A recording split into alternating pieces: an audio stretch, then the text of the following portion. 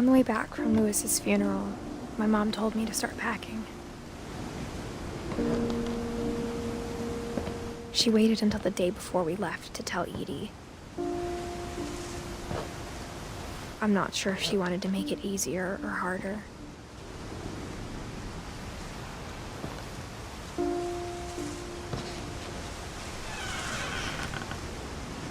I wish we'd stayed.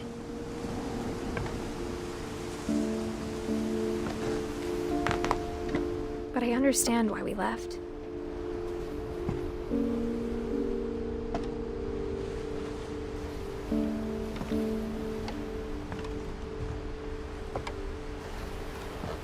My mom ended up leaving everything behind.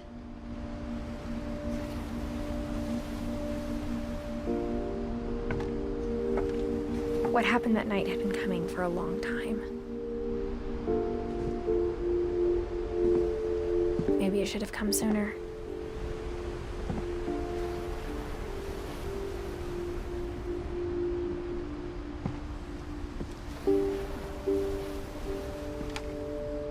But it had to end one way or another.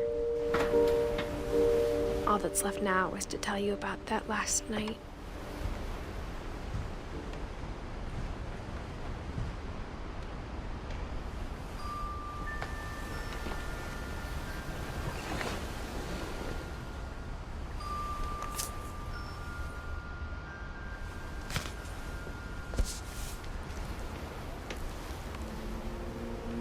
That whole last day, Edie just watched us pack and didn't say a word. Until supper, when she raised her glass and said, "To our final night together, and all our final nights apart." Grandma, you know what I said about alcohol. Some of your medications are very Edith, specific. I left for you in the hallway. Why don't you go open it? The grown-ups have to argue now. I'm sorry, you're right. We're all leaving tomorrow. Let's just enjoy our last... I'm not leaving. Edith, you're excused.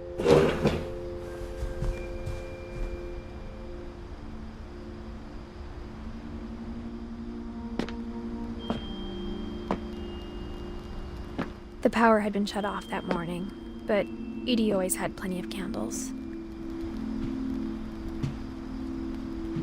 When my mom sealed the library, I don't think she knew about the other entrance. Or that Edie had a key to it.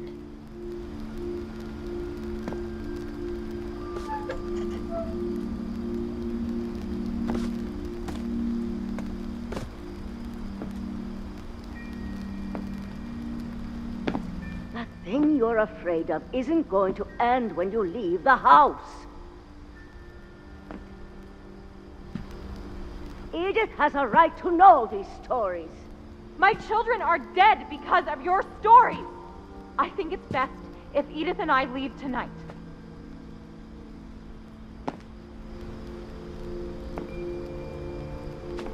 We'll have the nursing home send a van for you in the morning, okay?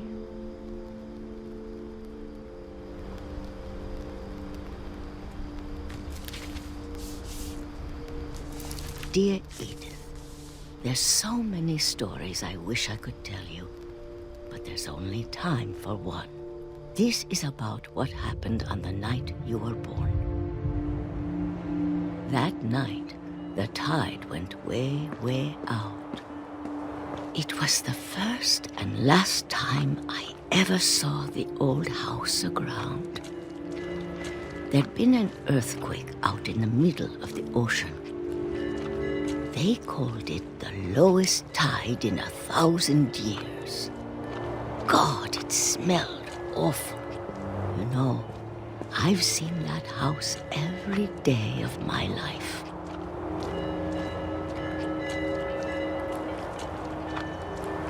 But I never thought I'd go back to it. When the fog rolled in, I lost my way.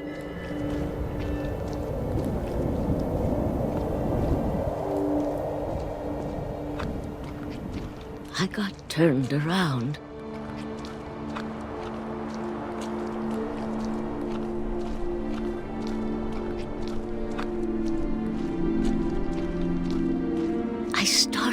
seeing things.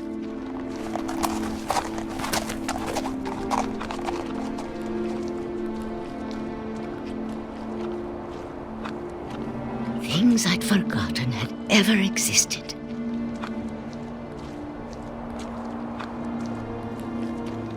But when I saw them, they felt like old friends.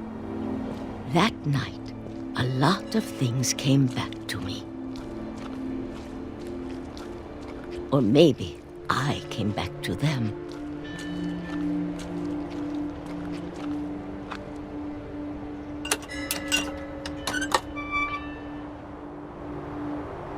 Things I can't explain, but that I need you to try and... Edith, what are you doing in here?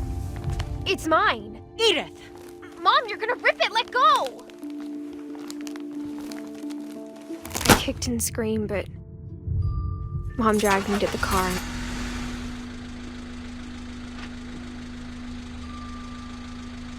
I never saw Great-Grandma Edie again.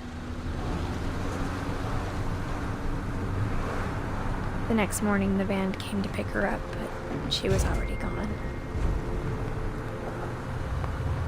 After that, we moved around a lot.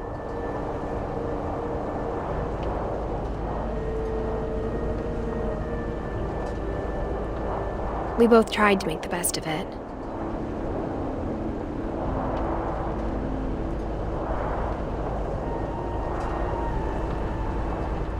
A few years went by.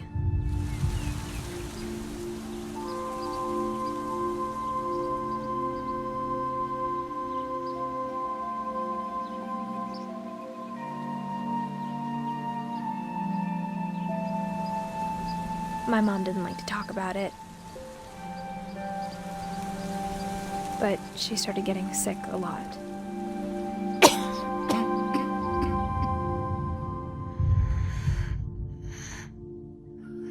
She got better for a while, and then she didn't. And then I was alone. The last Finch left alive.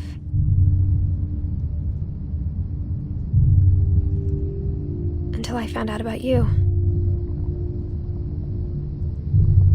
I'm still not sure what to tell you about all this. If we lived forever, maybe we'd have time to understand things. But as it is, I think the best we can do is try to open our eyes. And appreciate how strange and brief all of this is.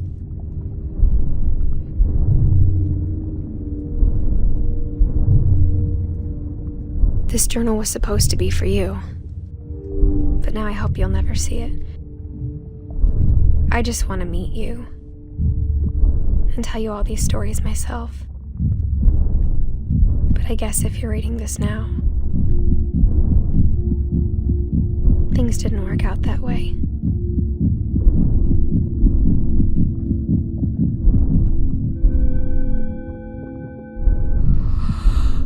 This is where your story begins. I'm sorry I won't be there to see it. It's a lot to ask, but I don't want you to be sad that I'm gone. I want you to be amazed that any of us ever had a chance to be here at all. Good luck.